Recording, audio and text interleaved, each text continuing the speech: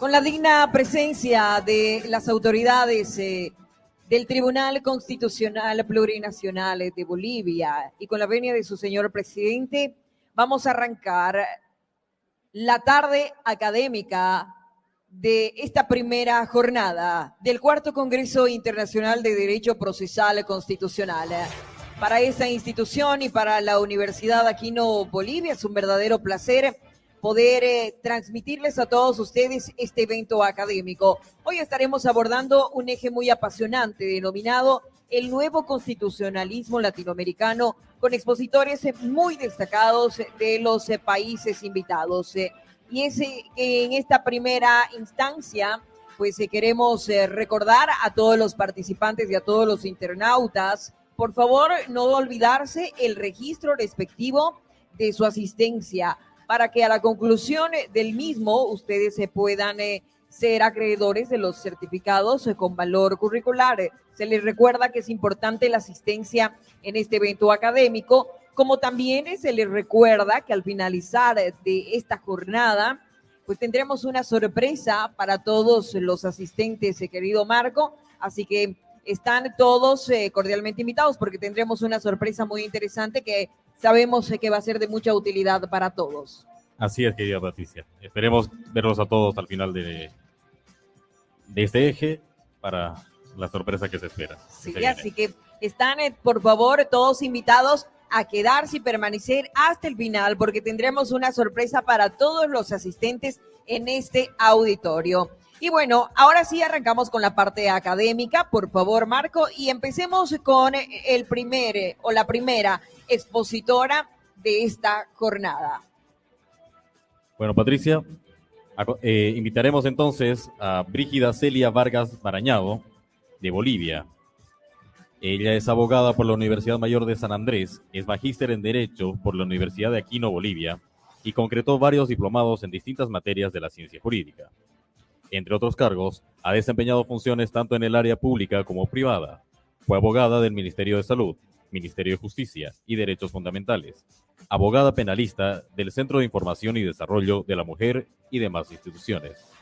Asimismo, ha escrito varias publicaciones y artículos, entre sus obras más destacadas, el libro titulado El procedimiento abreviado y las garantías constitucionales. Actualmente, la doctora Brígida Celia Vargas Barañado ejerce el cargo de magistrada electa por el Departamento de la Paz del Tribunal Constitucional Plurinacional de Bolivia. Recibimos entonces con un fuerte aplauso a la doctora Brígida Celia Vargas Barañado.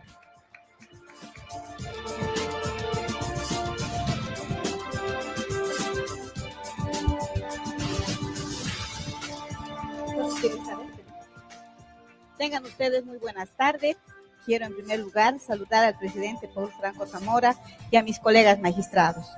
También a las autoridades de la Universidad Aquino de Bolivia, al presidente del Tribunal Departamental de la Ciudad de Santa Cruz y a los señores vocales constitucionales, en especial a los vocales de la Ciudad de La Paz que están acá presentes. Así también quiero expresar un saludo cordial a nuestro maestro, profesor Néstor Pedro Sagüez, y también a nuestros expositores internacionales que el día de hoy nos acompañan. Y finalmente al auditorio presente, y por no decirles más a los internautas que nos siguen día a día y que nos acompañan en estas jornadas internacionales que el Tribunal Constitucional programa. En este Congreso Internacional Cuarto de Derecho Procesal Constitucional, como autoridad me ha tocado exponer el tema, por favor, para el constitucionalismo latinoamericano, el pluralismo jurídico en el constitucionalismo latinoamericano. Hablar del pluralismo jurídico ha sido para el Tribunal Constitucional y desde las experiencias impensable en el siglo XIX y XX. Porque no conocemos otra forma de administración de justicia que la justicia ordinaria. Pero sin embargo, el constitucionalismo latinoamericano se destaca 3 constituciones importantes. la colombiana de 1991, la venezolana de 1999, la ecuatoriana del 2008 y del Estado Plurinacional de Bolivia. ¿Qué quiero decir en esta ponencia? Esta forma de ver el derecho entre los siglos XX y XXI, no podíamos pensar que había otra forma de administración de justicia en los países latinoamericanos y más concretamente en estas constituciones. Por ejemplo, la Constitución colombiana de 1991, en su artículo 1 ya reconoce a las autoridades indígenas, a las autoridades originarias. La venezolana, lo mismo. La ecuatoriana en el artículo 57 reconoce a las tierras colectivas a una nueva forma de administración de justicia y converge en el Estado Plurinacional de Bolivia del 2009. Si ustedes ven, colegas, a partir de la Constitución colombiana del año 91 y las siguientes, nuestro Estado Plurinacional de Bolivia recién reconoce que dentro de nuestro país hay otra forma de administración de justicia. Es así que las reformas constitucionales, a raíz de estos hitos que marca la Constitución colombiana, ecuatoriana, conocemos que estas reformas constitucionales vienen a quebrar estos paradigmas que eran impensables en nuestros contextos y ahora se ven como algo natural, algo cotidiano. Además que constituyen aspectos propios y distintivos del constitucionalismo latinoamericano. ¿Pero qué concretamente es? El reconocimiento de sistemas jurídicos existentes antes de la colonia, la coexistencia de varios sistemas jurídicos en un mismo estado, el reconocimiento de derechos de seres inanimados como la Pachamama, los ríos, los bosques, los lagos, las montañas, y finalmente la constitucionalización de principios de las naciones y pueblos indígenas originarias campesinas como el Amayuya, Amaqueya, Mazúa, no seas flojo, no seas mentiroso, ni seas ladrón, entre otros. El pluralismo jurídico y la jurisdicción indígena originaria campesina es una forma de reparar las violaciones históricas de los derechos de los pueblos indígenas originarios campesinos. Es una respuesta a los males que tiene la administración de justicia, que aquejan desde la fundación de la República y a la justicia ordinaria, como la morosidad que se tiene en el órgano judicial, los costos, la falta de responsabilidad y muchas veces la transparencia con las que se llevan las controversias suscitadas o sujetas ante el órgano judicial. El pluralismo jurídico y la justicia indígena originaria campesina aportan a la construcción del Estado a través de la resolución de controversias de forma ágil y eficaz. El pluralismo jurídico como componente del Estado plurinacional. El Estado plurinacional tiene como componente el pluralismo jurídico, con características establecidas en la norma suprema y desarrolladas por la jurisprudencia constitucional. El pluralismo jurídico reconoce a la jurisdicción indígena originaria campesina en igualdad de jerarquía a las otras jurisdicciones, ordinaria, agroambiental, especial como la militar. En conclusión, la administración de justicia en el marco de sus institutos jurídicos e instituciones propias, normas y procedimientos propios, sus derechos colectivos están reconocidos en el artículo 30 de la Constitución Política del Estado y el bloque de constitucionalidad. El pluralismo jurídico en la Constitución boliviana. A decir de Óscar Correa, se entiende que el pluralismo jurídico como un fenómeno donde existen diferentes normas dentro de un mismo territorio, es decir, la coexistencia de diferentes sistemas y formas de administración de justicia, de manera que este sistema convive con otro sistema hegemónico, que el que conocemos todos nosotros.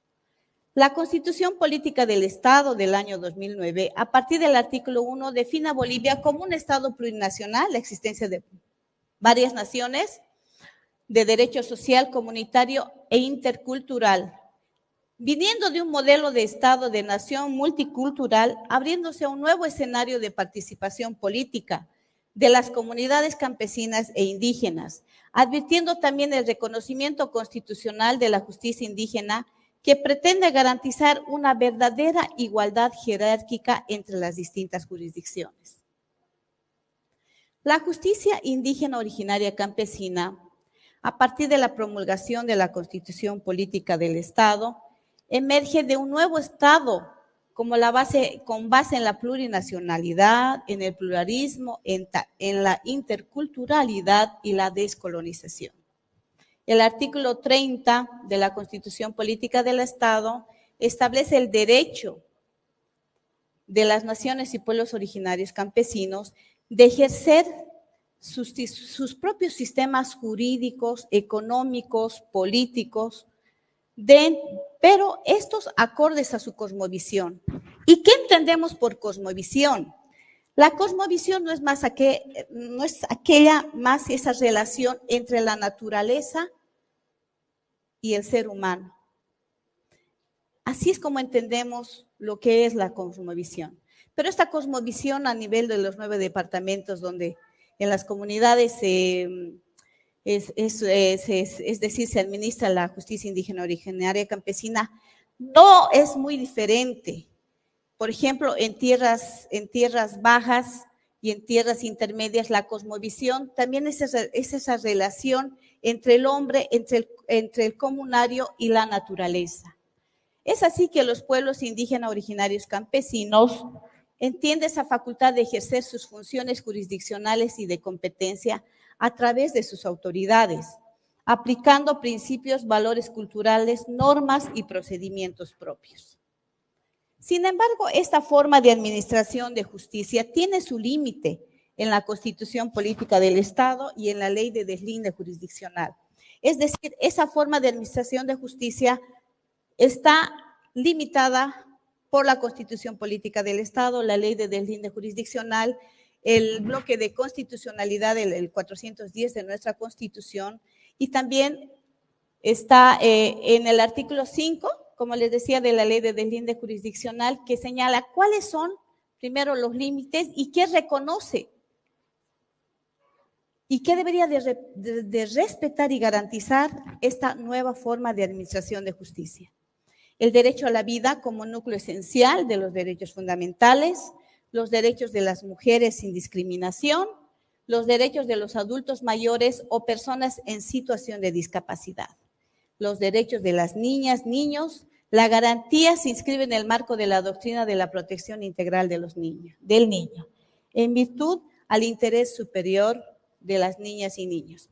Y finalmente prohíbe los denominados actos de linchamiento por constituirse en factores contrarios a los derechos humanos. La Administración de Justicia Indígena Originaria Campesina está, según la Ley de Deslinde Jurisdiccional, está compuesta por 3 elementos importantes para que el Tribunal Constitucional pueda definir un conflicto entre la justicia ordinaria y la justicia de la IJOC.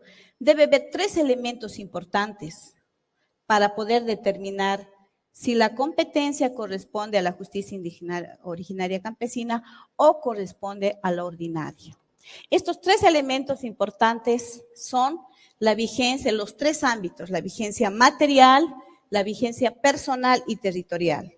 Dentro de estos 3 ámbitos podemos conocer que en el ámbito de la vigencia material hay estos límites. Los límites en materia penal. ¿Quién no conoce la justicia indígena campesina JIOC? No conoce aquellos delitos de lesa humanidad, los delitos contra la seguridad interna y externa del país, los delitos de terrorismo, los delitos contra la integridad corporal de niños, niñas y adolescentes. En materia civil, cuando el Estado es el tercero interesado, tampoco puede conocer la justicia indígena originaria campesina. En materia laboral, derecho a la seguridad social, derecho administrativo, derecho minero, no puede llegar a conocer hidrocarburos. Y otras que estén reservadas por la Constitución Política del Estado. Y más, podemos también, si ustedes ven la filmina, la sentencia constitucional 045-2021 del 16 de agosto amplía mucho más en cuáles estarían reservadas en las que la justicia indígena originaria campesina no pudiera conocer. Ahora tenemos el ámbito de vigencia personal. El ámbito de vigencia personal, según la ley de deslinde jurisdiccional, solamente pueden ser juzgados por aquellos miembros de la comunidad. Sin embargo, el desarrollo constitucional que hace el Tribunal Constitucional desde su funcionamiento, a través de la sentencia 672/2014 del 8 de abril, amplía el ámbito de vigencia personal no solamente a la gente de las comunidades, sino también aquellas que voluntariamente expresan de manera tácitamente o voluntariamente expresa su voluntad de pertenecer a la comunidad y asimismo de acatar las disposiciones de la justicia indígena originaria campesina. Y aquí podríamos poner un claro ejemplo de aquellas empresas hoteleras, por ejemplo, aquellas empresas mineras que hacen sus actividades dentro de las naciones y pueblos indígenas. Al hacerlas y al someterse un poco más a las actividades que hace la comunidad, hacen que estén reatadas a las determinaciones de la justicia indígena originaria campesina. Por lo tanto, en el desarrollo jurisprudencial que hace el Tribunal Constitucional a través de esta sentencia, podemos ver que va mucho más allá de lo que indica la ley de deslinde jurisdiccional. La ley de deslinde jurisdiccional nos indica que solamente los comunarios del lugar están sometidos a las determinaciones de la justicia indígena originaria campesina. Sin embargo, repito, con el desarrollo que hace el Tribunal Constitucional, amplía mucho más allá. Es decir, personas que no necesariamente son de la comunidad. El ámbito de vigencia territorial. El ámbito de vigencia territorial solo aplica a aquellas relaciones y hechos y conflictos que ocurren dentro del territorio del pueblo indígena originario campesino.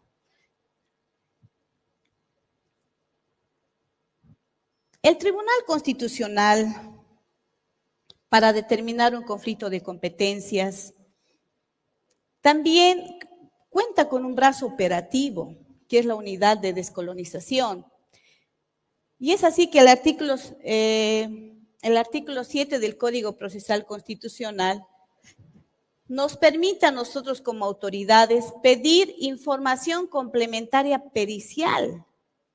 ¿Qué significa esto? Que nosotros contamos, conforme a la normativa constitucional, de la Unidad de Justicia Indígena Originaria Campesina.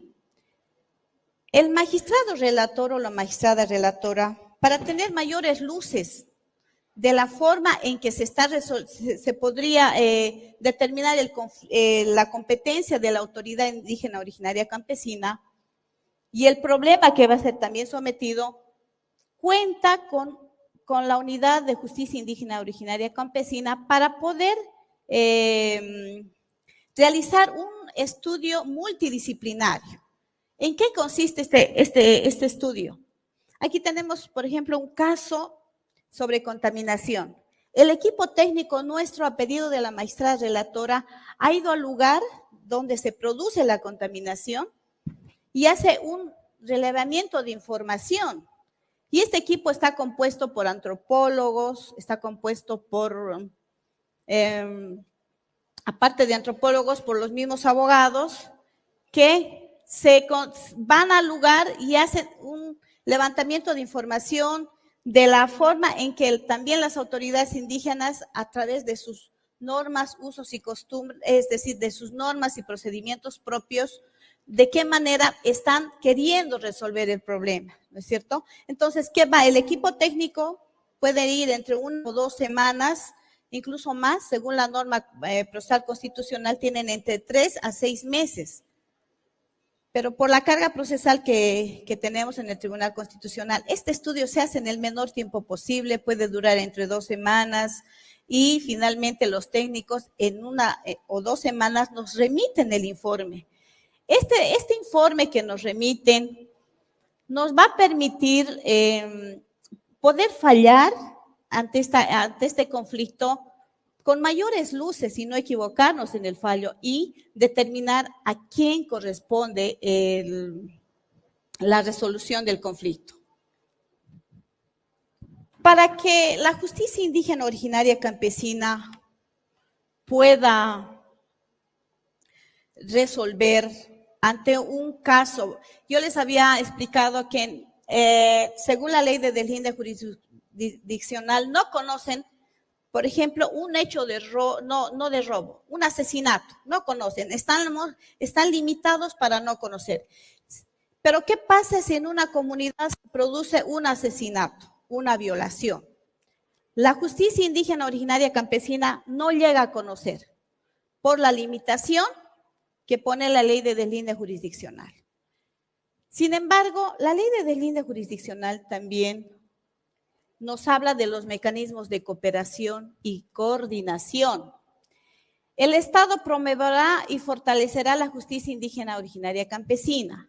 Asimismo, menciona que la ley de deslinde jurisdiccional determinará los mecanismos de coordinación y cooperación entre las jurisdicciones establecidas. ¿Qué significa estos mecanismos de cooperación y coordinación? Ante un hecho que no puede conocer la justicia indígena originaria campesina, la policía, la fiscalía, el mismo órgano judicial tienen que cooperar y coordinar con nuestras autoridades. Pero ¿de qué manera en estos 5 años que la suscrita magistrada les habla, ha podido conocer casi de las 20 provincias en la ciudad de La Paz, donde se administra la justicia indígena originaria campesina, llegó a conocer por lo menos 15. Y dentro de los 15, lamentablemente, podríamos decir en este foro académico, que no responden estos mecanismos de cooperación, porque los fiscales, la policía, el mismo órgano judicial, no le dan en este punto la importancia que requiere, porque hablamos de igualdad jerárquica, hablamos de un reconocimiento de los fallos de la justicia indígena originaria campesina, pero ya llegando a la realidad, estos mecanismos no siempre suelen activarse, porque hay precisamente ese desconocimiento o esa forma de entender que esta nueva forma de administración de justicia pues no está reconocida por nuestras autoridades. Entonces, estos mecanismos de cooperación y coordinación nos dan a entender de que nosotros como autoridades debemos promover que estos funcionen. Pero en la práctica, ¿cómo funcionarían? Cuando se produce un asesinato, la autoridad indígena en la actualidad y en la práctica hace el levantamiento del cuerpo, no lo hacen ellos, llaman a la policía y normalmente la policía no acude a tiempo. Entonces, ¿qué hacen ellos? Esperan en el momento del levantamiento del cadáver o si hay una persona que ha sufrido también violación o violencia intrafamiliar, esperan que lleguen las autoridades para remitir, pero ya no los remiten directamente, lo que hacen es hacerles firmar un acta. Y en ese acta está el día, la hora en que se está entregando el cuerpo, la supuesta víctima. Entonces, de esa manera ellos esperan que estos mecanismos de cooperación y coordinación funcionen. Control constitucional de la justicia indígena originaria campesina. El Tribunal Constitucional es el encargado de velar por la supremacía constitucional a través del control tutelar, competencial y normativo, mediante el control de constitucionalidad plural, tanto de las normas formales como de las naciones y pueblos indígena originario campesino, estableciendo precedentes que visualizan la materialización de los derechos de los pueblos y naciones y pueblos indígenas a su libre determinación. Dentro de estas está el control tutelar. ¿Qué significa? Las acciones de amparo constitucional, por ejemplo, cuando están siendo juzgados, cuando están siendo juzgados dentro de un proceso normal, es decir, cuando la JIOC está ya asumiendo su rol en la administración de justicia, siempre se vela porque no se afecte sus derechos a la vida, a la dignidad y a la integridad. Lo mismo en las acciones populares y en el control competencial. Les había explicado que en el control competencial se debe necesariamente cumplir esos 3 requisitos de los 3 ámbitos. El control normativo de constitucionalidad busca resguardar el ordenamiento jurídico del Estado, resulta compatible con la ley fundamental y mediante los controles previo y posterior de constitucionalidad. El límite a la administración de justicia, como les había explicado, necesariamente es la Constitución Política del Estado, los tratados internacionales en materia de derechos humanos. Y finalmente vamos a concluir con los precedentes relevantes que tiene el Tribunal Constitucional. La subsidiariedad en la jurisdicción indígena originaria campesina. La sentencia constitucional 026-2020 de mi relatoría deviene de una acción de un amparo constitucional incoada contra las autoridades de la comunidad Antacawa, de Oruro, de Chayapata.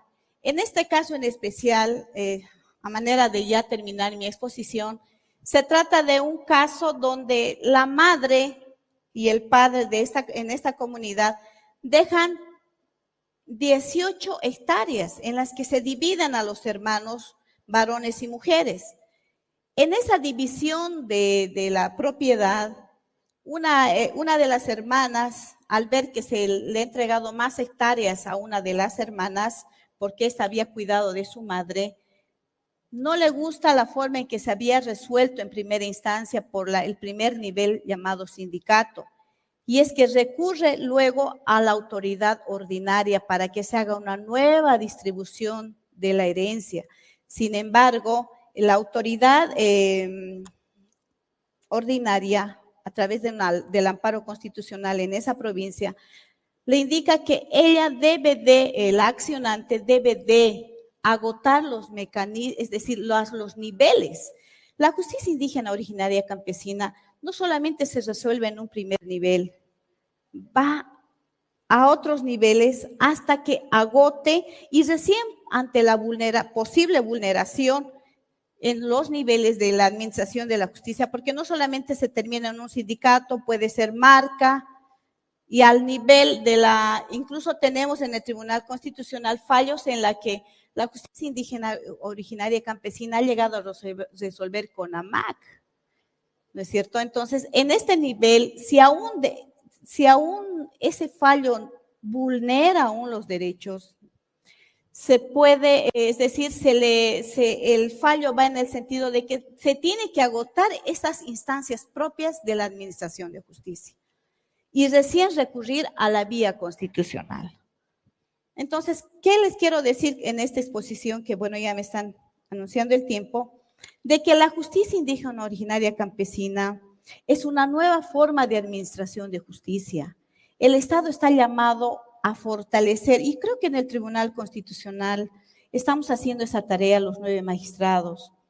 Los 9 magistrados en conflictos de competencia o en otras, pedimos estos informes técnicos, que es un brazo operador nuestro en el Tribunal Constitucional, y tratamos de esta manera de fortalecer la administración de justicia.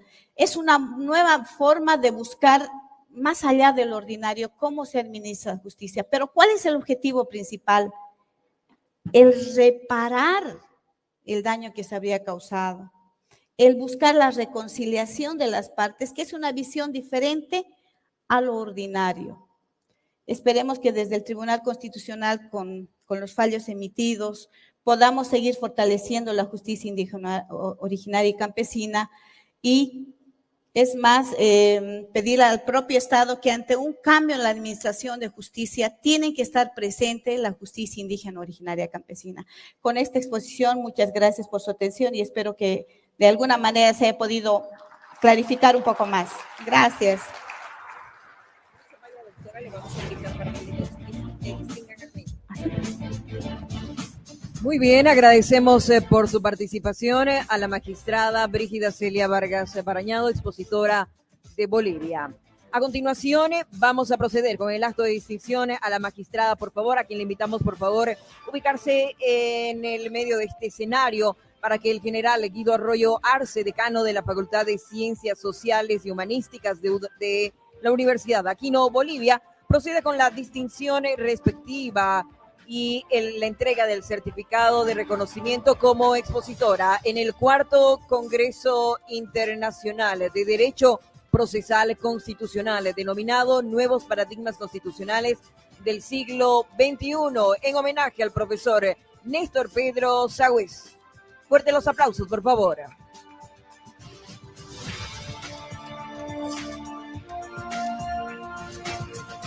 Muy bien, agradecemos por su participación a la autoridad.